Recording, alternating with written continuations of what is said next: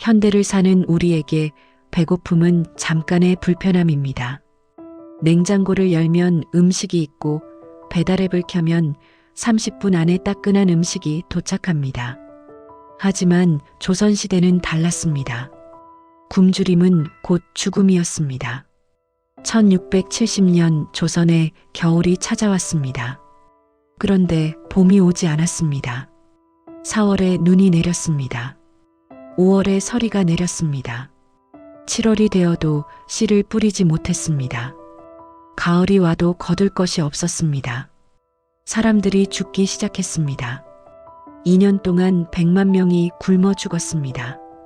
임진왜란 전체 사망자보다 많은 숫자입니다. 이것이 바로 경신대기근입니다. 당시 살아남은 노인들은 이렇게 말했습니다. 임진년에도 이런 적은 없었다. 왜군이 쳐들어왔을 때보다 더 참혹하다. 그렇다면 이 지옥 같은 시간 동안 살아남은 사람들은 대체 무엇을 먹고 버텼을까요? 경신대기근은 하늘이 미친 해였습니다. 현종실록 기록을 보면 그 참상이 고스란히 드러납니다. 1670년 1월 기온이 급격히 떨어졌습니다. 한 달 동안 눈이 27번 내렸습니다. 한양의 적설량이 한자 약 30cm를 넘었습니다. 한강이 꽁꽁 얼어붙었습니다. 사람들이 얼음 위를 걸어서 강을 건넜습니다. 문제는 추위가 끝나지 않았다는 것입니다. 음력 3월 양력으로 4월 중순에 눈과 우박이 쏟아졌습니다. 5월에도 서리가 내렸습니다. 현대 기준으로 6월에 서리가 내린 것입니다. 이때 심은 모든 작물이 얼어 죽었습니다.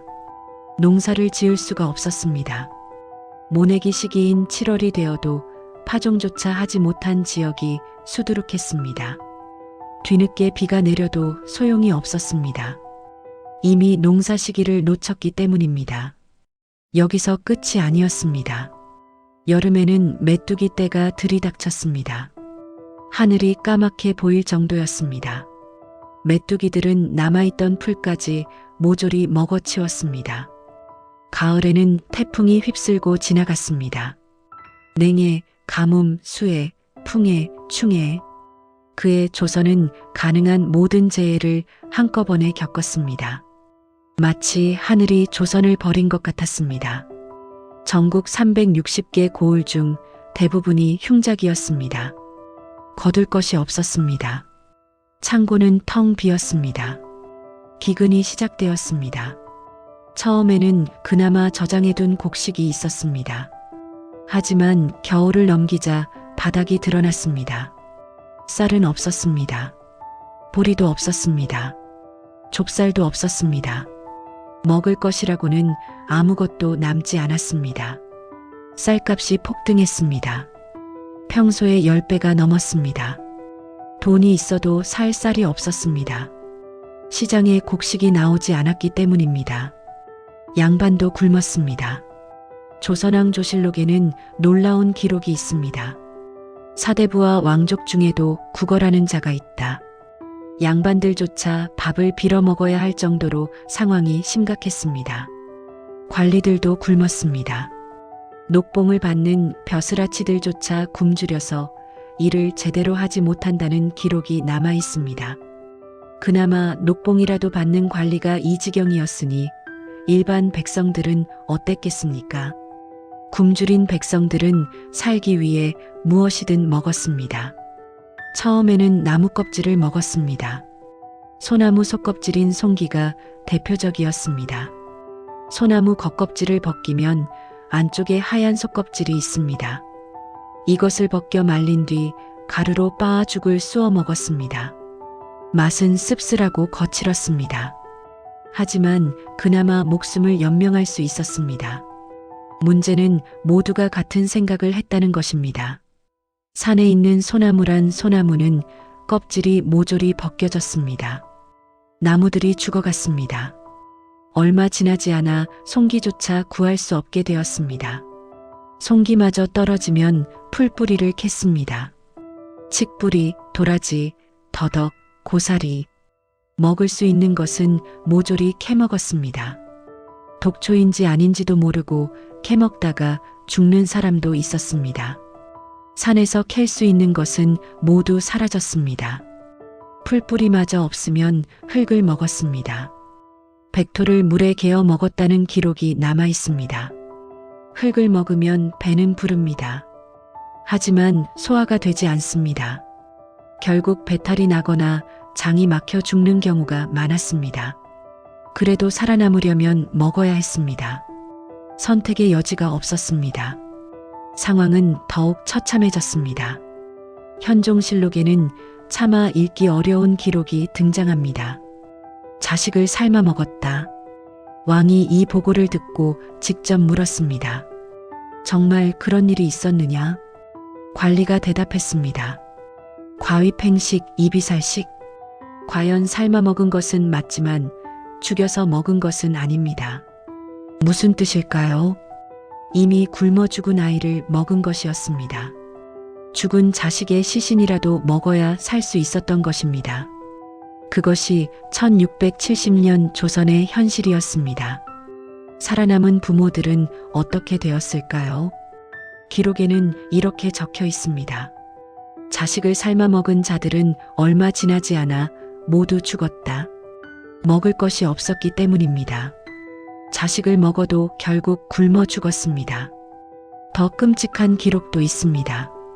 부모가 살기 위해 아이를 버렸습니다. 길가 나무에 아이를 묶어두고 떠났습니다. 혹시 누군가 데려가 살려주길 바라는 마음이었습니다. 하지만 지나가는 사람도 굶주리기는 마찬가지였습니다. 묶인 채 죽은 아이들의 시체가 길가에 널렸습니다. 길가에는 시체가 가득했습니다. 치울 사람도 없었습니다. 묻어줄 사람도 없었습니다. 산 사람도 죽은 사람처럼 거리를 헤맸습니다. 육지가 이 지경인데 섬은 어땠을까요? 제주도는 그야말로 지옥이었습니다. 제주도는 원래 농사짓기 어려운 땅이었습니다. 화산섬이라 토양이 척박했습니다. 비가 와도 땅에 스며들어 버렸습니다. 논농사는 거의 불가능했습니다. 평소에도 육지에서 곡식을 실어 날라야 했습니다. 그런데 기근이 시작되자 배가 오지 않았습니다.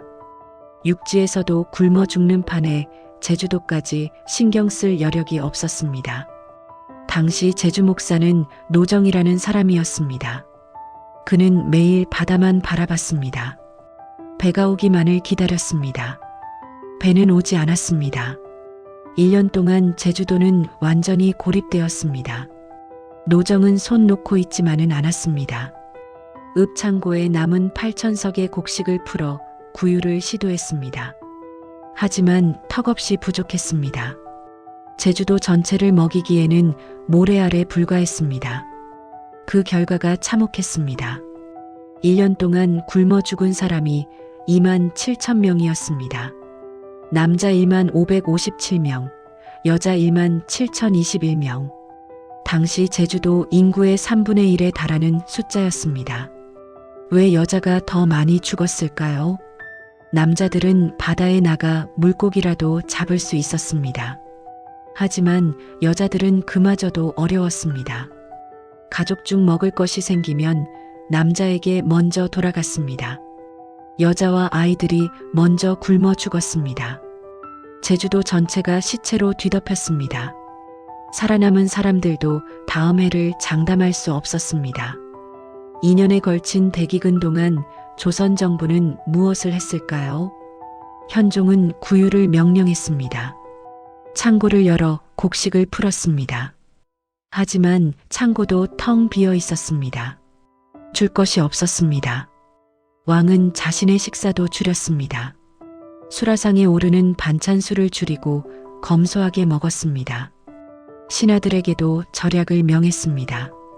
하지만 왕이 밥을 줄인다고 백성들 배가 채워지지는 않았습니다. 정승들이 나섰습니다. 영의정 홍명하는 자신의 집을 팔아 구율 자금을 보탰습니다. 좌의정 김수왕도 재산을 내놓았습니다. 조선시대 정승들은 청비남을 미덕으로 삼았습니다. 초가집에 사는 정승도 많았습니다. 그런 정승들이 그나마 있는 것을 털어 백성들을 도왔습니다. 청나라에서도 도움의 손길을 내밀었습니다. 쌀 3만 석을 보내주었습니다. 무상으로 1만 석, 유상으로 2만 석이었습니다. 압록강을 통해 곡식이 들어왔습니다. 큰 도움이 되었지만 전국의 굶주림을 해결하기에는 턱없이 부족했습니다. 살아남은 백성들은 스스로 살 길을 찾아야 했습니다. 많은 사람들이 산으로 도망쳤습니다. 화전민이 되어 산비탈을 일구었습니다. 나무를 베어 태우고 그 자리에 씨를 뿌렸습니다. 먹을 것을 찾아 전국을 떠돌았습니다. 고향을 버리고 유랑민이 된 사람이 셀 수 없이 많았습니다. 1671년 말 기근이 서서히 끝나기 시작했습니다. 2년 만에 정상적인 수확이 가능해졌습니다. 사람들은 다시 밥을 먹을 수 있게 되었습니다. 하지만 남겨진 상처는 컸습니다. 호적 기록에 따르면 기근 전인 1669년 조선 인구는 516만 명이었습니다. 기근 직후인 1672년에는 469만 명이었습니다. 호적상으로만 32만 명이 사라졌습니다. 실제 사망자는 이보다 훨씬 많았을 것입니다. 역사학자들은 100만 명 이상이 죽었을 것으로 추정합니다. 임진왜란 7년 전쟁보다 2년의 기근이 더 많은 목숨을 앗아간 것입니다. 더 슬픈 것은 이것이 끝이 아니었다는 것입니다. 25년 뒤인 1695년 조선에 또다시 대기근이 찾아왔습니다. 을병대기근입니다. 이번에는 5년이나 계속되었습니다. 또다시 수십만 명이 죽었습니다. 조선 백성들에게 굶주림은 언제든 찾아올 수 있는 공포였습니다. 한 해 농사를 망치면 가족이 죽을 수도 있었습니다. 그래서 조선 사람들은 밥을 그렇게 중요하게 여겼습니다. 밥 먹었느냐는 인사가 괜히 생긴 것이 아닙니다. 오늘날 우리는 배고픔을 거의 모르고 살아갑니다. 냉장고에는 음식이 가득하고 편의점은 24시간 열려 있습니다. 배달앱을 켜면 원하는 음식이 30분 안에 도착합니다. 하지만 불과 350년 전 이 땅에서는 사람들이 나무 껍질을 먹고 흙을 먹고 그래도 살 수 없어 굶어 죽었습니다. 자식의 시체를 먹어야 했던 부모가 있었습니다. 아이를 나무에 묶어두고 떠나야 했던 부모가 있었습니다. 배부르고 등 따시면 최고라는 말. 이것은 단순한 속담이 아니었습니다. 조선 백성들의 간절한 소망이었습니다. 따뜻한 밥 한 끼가 얼마나 귀한 것인지, 오늘 우리가 누리는 풍요가 얼마나 감사한 것인지 잠시 생각해 보게 됩니다. 오늘 영상도 마음에 드셨다면 좋아요, 구독 부탁드립니다.